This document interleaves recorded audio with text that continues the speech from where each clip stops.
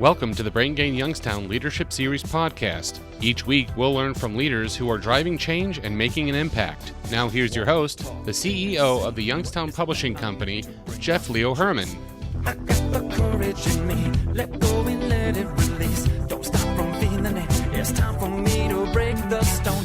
Today on the Brain Gain Youngstown Leadership Series podcast, I have the pleasure of introducing Miss Jessica Borza, the Executive Director of the Mahoning Valley Manufacturers Coalition.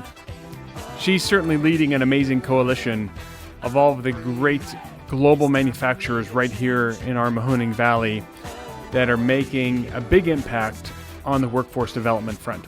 So listen as she explains her leadership style and methods and how she corrals all of these amazing entrepreneurs towards the future of our economy. So Jessica, as a child, what did you want to be when you grew up? What were your career aspirations?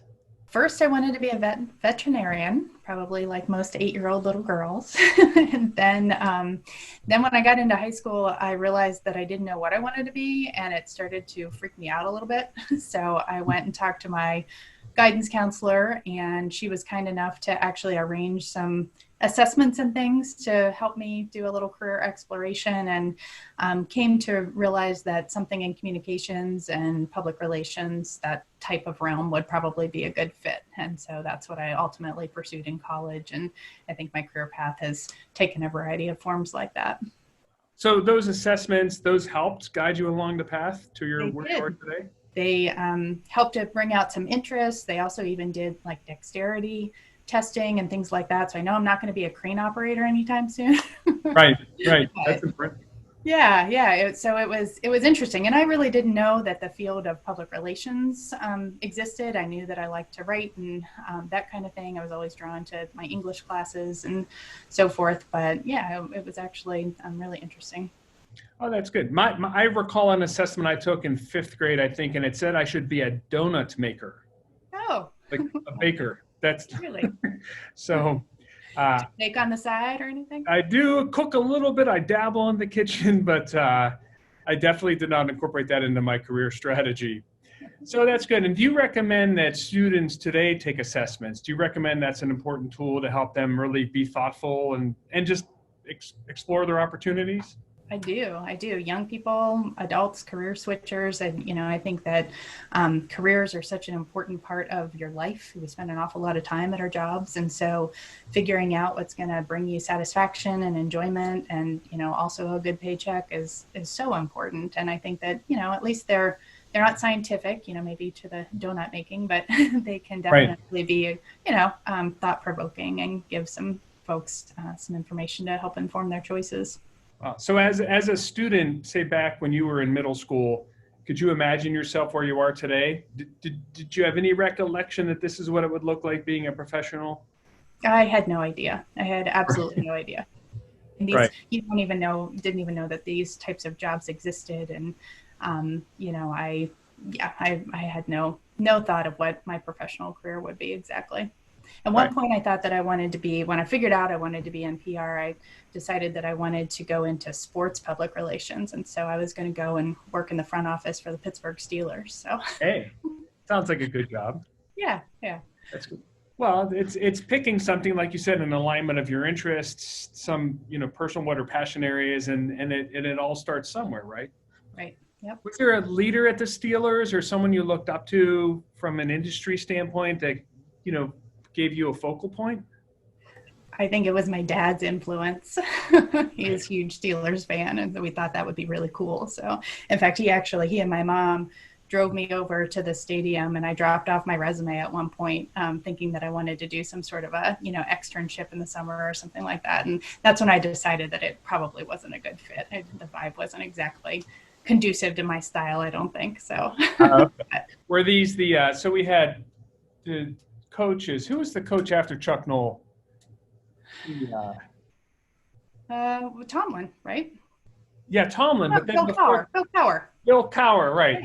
Sure. My favorite Steelers coach, actually, right? Yes. So he had a very good run. He had a good style. Right. Was there anyone from just, thinking back to your childhood, anyone you aspired to be it, a sports journalist, or maybe someone, a scientist, or anyone that you thought you would want to be when you grew up? No, I had influences on my life. I certainly think they were probably more informal influences.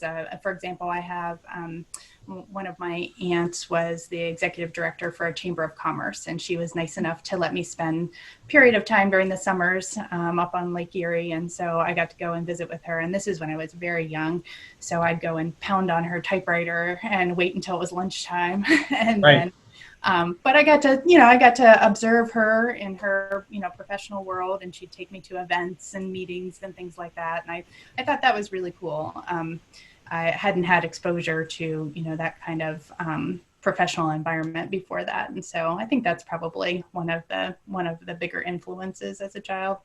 No, I agree. I keep hearing this consistently, that so many people didn't have that famous movie star or doctor to aspire to. It was really someone local, either a family member or a local professional, that just took time and interest in giving you exposure to the world. So it's interesting, the importance of local leaders and local mentoring can make a big impact on a student's life, if they think so or not. But that's a key takeaway we've heard from many of these interviews on the Brain Gain Youngstown Leadership podcast. It's interesting. So that's good to hear. Yeah, and it speaks to the importance of mentorship from a local business leader standpoint. I know the Mahoning Valley Manufacturers Coalition, a lot of mentors, probably formally and informally, right? Do you have mentorship programs? Right. So we do that through our pre-apprenticeship program. So students in high school take placement during the summers and throughout the school year. And so mentoring is obviously a huge part of pre-apprenticeship and apprenticeship, so that, we see and hear about how those relationships continue outside of, those work experiences, where they stay connected and provide advice, but also, guidance and work-related counseling as well. Right. No, that's good. Is there a certain leadership style? So with the mentoring programs, is there a recommended method to put in place around, is there a leadership methodology, or is it really up to the individual that's doing the program?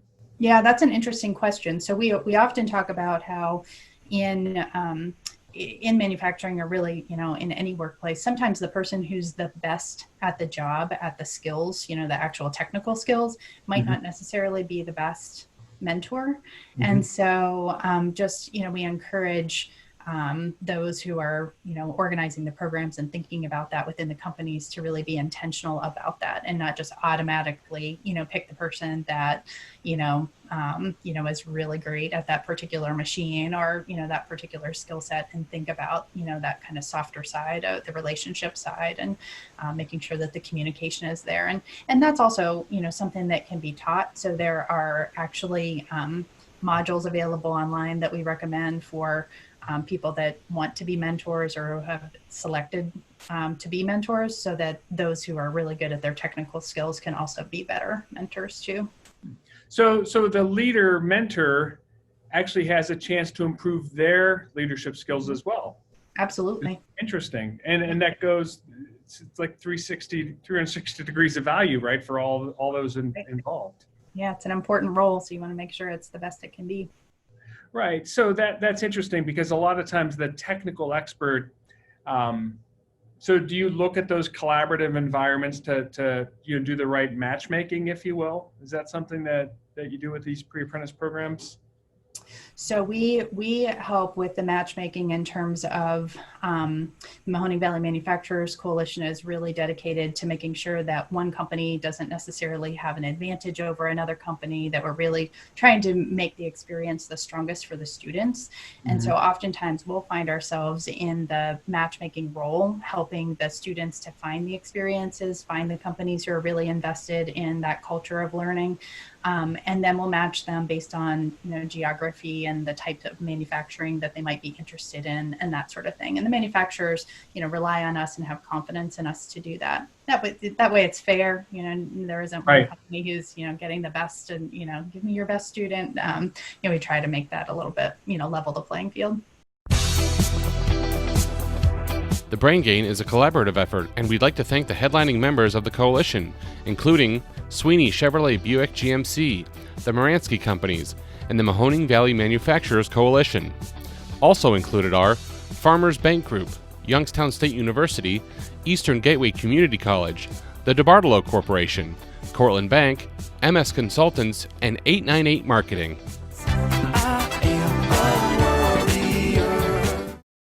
So specific to your career, and as you've evolved as a leader, you're currently the executive director of the Mahoning Valley Manufacturers Coalition. What have you learned along the way from a leadership standpoint? And what's interesting is you have to collaborate with a wide variety of companies and individuals, and like they all have their own unique styles and methods. How do you handle that? Got to be a really good listener, I think. Have to be able to adjust your style to whoever you're talking with. Be true to yourself, of course, but I have learned to adjust the way that I communicate depending upon who I'm talking to and what I can tell. Try to understand what their motivations are and their interests are, and really try to key in on those to bring them along. Collaboration is it's a little bit of a dance at times. You've got to make sure that you understand everybody's vested interests, but that you can really demonstrate that by working together, there's so much greater value. We can have so much more impact if we're all, rowing in the same direction, as they say, and getting that alignment. And so, it's really figuring out how can we make this valuable and beneficial to everybody involved, while speaking to their individual interests, but showing that the collective is going to be the best use of their time. Right. The notion of there's collaboration. So if you're a business owner, a lot of times it's top-down leadership, right? Do it this way. But this is a very collaborative effort. So do you have any tips or recommendations on how to better collaborate with a wide variety of stakeholders? Yeah, it's interesting, and you're right.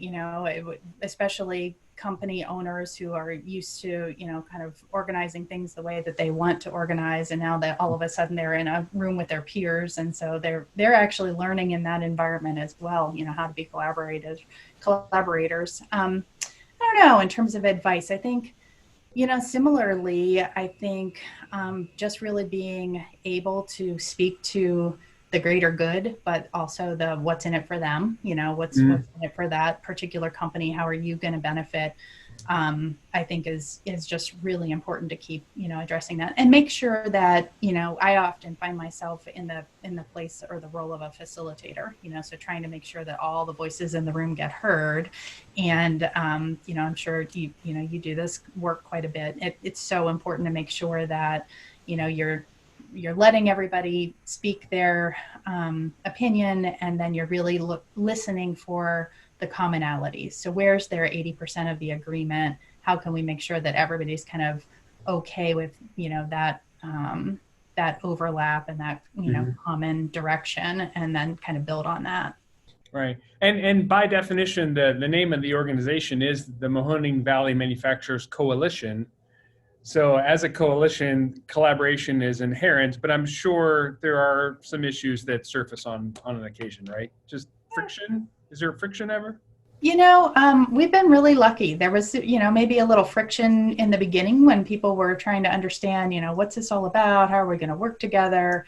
Sometimes I suppose every once in a while, somebody has an idea that they think is the best idea, and, maybe it's not what everybody wants to do. And so we've got to, work through that a little bit. But for the most part, I think the group has grown together and kind of learned how to work together over time. And when we bring new companies and new leaders into the mix, I think that it's more natural now. And so I think they kind of get with the program, so to speak, pretty easily.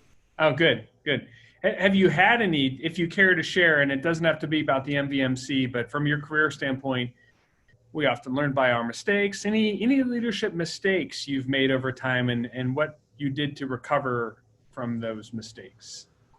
I don't know. I mean, I guess one that I find that I have to work on intentionally, that I've learned over time is a weakness for me is sometimes we get so excited about, the mission at hand. I've got a great team of people and we're all very mission driven. And so we get focused on the work. And so we kind of get our heads down and we're, advancing that project or, working on the next priority or whatever the case may be. And I think we forget to stop and celebrate, and recognize, recognize those wins. Maybe I don't do the best job of communicating that, out to everyone. And so, that's important. We know as leaders that different team members need different things for motivation, and celebrating is an important piece of that for a lot of people. And it feels good for everybody. So. Right. Agreed. We're so mission driven and we get so excited and wound up. And I completely agree that what's next? We achieved the milestone. What's next? What can we do next? But you're right, to pause and reflect and appreciate, right? And that culture of appreciation, I'm sure, is something, is that something that's, trying to delve into cultures and company cultures, and especially with the MVMC and the members, is there a culture of appreciation, or is it a serious, is this something that everyone has to work hard in the MVMC because of what I would call more of the, old get it done mentality and mindset of manufacturers in general? Oh, I think that there's definitely, the members and the partners show their appreciation in a lot of ways. And so I think I think it's not so hard driven that we're not having that kind of, reward or that sort of thing. But we do have a culture of continuous improvement, and that can be tricky because, we'll do something that is pretty great, but we know it can be better. And so there again, sometimes we can be tough critics on ourselves to say, all right, so next time, what are we going to do better? But I think it's that interim step in between to just take a breath and say, that was pretty darn good. And so, yes, we know we can do it better next time, but how exciting is that, we made this impact already? Right. Well, in manufacturing, millimeters matter, right? Safety matters. We're dealing with, be it advanced manufacturing facilities, it's still a game of, like you said, continuous improvement. And I wonder, how does that align? Like if say, give an example of, say, someone that's embracing advanced manufacturing techniques, and what have you seen? How have you seen them embrace more of the softer side of leadership and management, even though what they're doing is so highly precise? Does anything come to mind there? Well, I'm not sure that this is exactly an example of leadership, but it's definitely the softer side. And so you'll remember last year at the Canfield Fair, we had our Make It, Take It event. And so we had many of our manufacturer leaders and employees come out and work with students and do hands-on activities to, and engage them in conversations about manufacturing and making things along the way. And it was so endearing to see those manufacturers who in other venues, they're mighty serious, Right. Oh yeah. Tough guys. Very, not animated or, whatever. And to see them engage those kids and get excited to, and really do a great job taking it down to their level it was really something cool to see. Yeah, I agreed. You could see the passion, and they it seemed like they actually got a lot out of the program as well. Once again, this goes back to leadership, and they're clearly leaders, but then how they share and compel the students and the future workforce to see a vision of potential success. It was pretty cool to see. It's a different side that I've not seen. Well, and one of the things, and I guess to bring it back to leadership, is we had a couple of companies bring employees that hadn't been involved in any of our activities before. And what I saw was, that they then were able to talk about what they do, and you could start to see them exude a bit of pride about, what they're doing in their career. And I thought, how smart, and we've seen it over time and other things that we've done too, how smart of these companies to really extend that engagement and bring other employees into the mix, so that not only can they help other young people and career switchers to see people like themselves, young people and others, in that role, but that they also, can really get to experience that pride. Right. No doubt. So from your purview across the entire Mahoning Valley and even more broadly speaking on a national level, you have a great perspective to share. What do you think this region needs from a leadership standpoint to engage the students and the workforce of tomorrow? What do you think is the recipe there? Do you have a recipe you're working on? I think an awful lot about, leadership in the Valley and, kind of continuing on this path of collaboration. I think, really we've got a great deal of collaboration. I think it's grown over time, and it's really exciting to work with, the partners that are at the table. I think there's so much more that is possible. And so I think the Valley could use an even greater level of collaboration. I think there are still remnants of, institutional egos at work, and people that are too concerned about, who's getting what resources or who's going to have their name in the headlines, versus just doing the good work that's going to make a difference in getting the word out to more young people, making sure that our companies have the right skill sets. And so, that's difficult. I mean, it's difficult when you're not necessarily in an organization that is, whose mission is to collaborate, but I think that's still something that we can improve upon locally. Right. And do you even find it a challenge for those that don't want headlines? So maybe they're doing amazing things and their DNA is very quiet, fly below the radar. What do you do to encourage them to share their good news? Well, that's a weakness of ours too. So I don't know if I'm the best one to give advice, but that's that, stop and tout your successes and celebrate your successes. And so it is true, though. I mean, you see pockets of really good things happening. And, for us, when it's in the realm of the work that we do, we try to figure out, well, then how can we take that and replicate it or scale it? And, how can we shine a light on it and make sure that policymakers see, what good work is being done, and that, if there's an opportunity or a barrier there, that, we're really unpacking that so that we can, help to really spread that good work.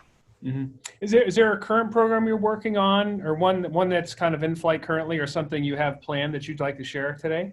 We've got a couple things in the works. One that we're getting ready to kind of take to the next level is our Work Advance program. And so we're really excited about that. We've, pressed pause a little bit, but now are glad to see our manufacturers in the position to continue to hire and grow their employees. And so we'll be planning a couple rounds of that within the next couple of months. And so it'll be a great opportunity to use our communication networks to be able to spread the word for individuals that might be looking to change careers, or maybe young people who have just graduated from high school and don't necessarily have a plan. There'll be technical training and career exploration and supports to be able to introduce them to careers in manufacturing and prepare them in a pretty short time, and then get them connected with some of our really high quality manufacturers. So we're excited about that. No, that's good. I mean, we're 20 minutes in and we haven't said the word coronavirus yet. And, it's been all we've dealt with here. We're recording on August 10th of 2020. And I don't know if you have any indications yet, but given the, dramatic impact on our economy and so many people losing jobs, do you feel like you'll see a lot of career switchers, say those maybe leaving retail, travel, hospitality careers into more manufacturing careers? Do you think this potentially could be a positive for the manufacturers? We certainly hope so. We think that this is a time that is, can really show not only how essential manufacturing is, so, I think that was a positive too that came out of this whole experience, is that, we really showed how manufacturing can be very innovative and agile. So many of the manufacturers turned and helped with PPP supply chains and so forth. Those kinds of examples hopefully will get the word out to people to say, this is what manufacturing is today. It's exciting and there's a place for you. And we've got, these programs like Work Advance in place that can really facilitate that and take a little bit of the risk out of it. Because I think if I were in the position of coming from retail or, another kind of job that I've been at, there's still a little risk in making a big life move like that. And so hopefully programs like Work Advance can help to make that a little bit easier. And are there even programs within, say, once you're placed, are there programs to say what I would call a career trajectory? Say you start on the floor or at a machine, and then is it evident how they can continue to progress and grow with the company? So that's part of the work that we're doing with Work Advance, and really in a variety of our programs. We're talking to manufacturers every day about making sure that growth path is clear. So I think the sector, the industry, is one of the best I've seen in supporting individuals in growth. So, they're willing to train on the job. They're willing to kind of adjust what your career path could be based on your interests, and really kind of, do that mentoring informally and formally. They've got college tuition reimbursement, all of that. But many of them, as we were talking a little bit more strategically, know that that's the case, but will do it a little bit one-off, or might not have that internal career pathway spelled out so specifically that their employees can see that, or when they're recruiting that, they can use that. And so that's part of the work that we're doing now, is to say, all right, let's lay this all out on paper. I've heard you say that you'll train and you reward for skills and, that sort of thing. So let's actually, spell that out. That's important. I think we just found the title of this podcast, MVMC, Best in Growth. So there we go. We can use that. So we'll work with the editors on that. So to wrap up our conversation today, I see a lot of books behind you. Do you have any favorite leadership books you've read, or any books you'd recommend, say, to a student or someone in switching careers? So Good to Great is probably my all-time favorite. It's the classic. I think that it still stands today. Some of those, I love that the research was so wide-ranging, that it was evidence-based, but that there were some common characteristics of leadership and successful companies. And so I've got tabs in there. I've read it lots of times. Now, Good to Great has stood the test of time, because that's, I was actually curious about that, and the name of the author escapes me. Jim Collins. Jim Collins, that's right. I heard a podcast interview of him on the Tim Ferriss show about a year ago at this time, but when you do all these case studies and document company success, and then you have major organizations like General Electric and, how they've progressed over time. But it seems like you said, the methodology and the process that they've recommended has definitely stood the test of time. And yeah, I still have that book as well. That's a good one. Yeah. So and is that the hedgehog strategy? Is that mentioned in that book? Yes, that's it. Okay, am I recalling that properly? Okay, yeah. That's a good strategy. Just incremental progress, continuous improvement, right? Inch by inch. That's absolutely. Good. Gain momentum. Yeah, absolutely. So do you have a leadership quote, a favorite quote, something you refer to or share with students as you're working with them? I don't know that I've shared it, but I know it's hanging on my wall. I have this poster on my wall that says, I find that the harder I work, the more luck I have, Thomas Jefferson. So great quote. It's my inspiration at times, yes. No, that's important to know. And then you're right. It's where there's a formula there where luck is a function of effort and opportunity. Well, it's something like that. But that's why I asked you for the quote, because we'll leave it at that. It's a great quote. I work hard and great things happen. It's a good thing it was right on my wall to reference, or I would have messed mine up too. Right. Well, that's good. Well, we definitely appreciate your time on the Brain Gain Youngstown Leadership Podcast. Any parting thoughts, or would you like to recommend places that our audience can visit to learn more about the Work Advance programs or anything else that the MVMC is doing? Sure, absolutely. We'd love for you all to go out to Industry Needs You and find out more information about the Mahoning Valley Manufacturers Coalition and upcoming programs. IndustryNeedsYou.com? Industry Needs You, yes. Excellent. We will put that in the show notes. Great. So with that, Jessica, enjoyed hearing your perspective on leadership and everything, all of the great things that the MVMC are doing to really help support our workforce and really the future of our economy and really helping everyone recognize the amazing potential in careers in modern manufacturing. So thanks so much for your time today. Thanks, Jeff. Enjoyed it. Before we go, I'd like to thank members of the Brain Gain Coalition, especially our great sponsors. Without them, none of this would be possible. So a big thank you goes to Sweeney Chevrolet Buick GMC, the Moransky Companies, and the Mahoning Valley Manufacturers Coalition. Thanks so much for their support. And also, please follow, like, and subscribe to this series on your favorite podcast player. And if you have any questions, just go ahead and connect with me on LinkedIn, one of my favorite places. You can find me over there at Jeff Leo Herrmann, and send me a message. I will see you next time. I'm growing up in this life, and to the human that I need to be, I know that I am not alone. I'm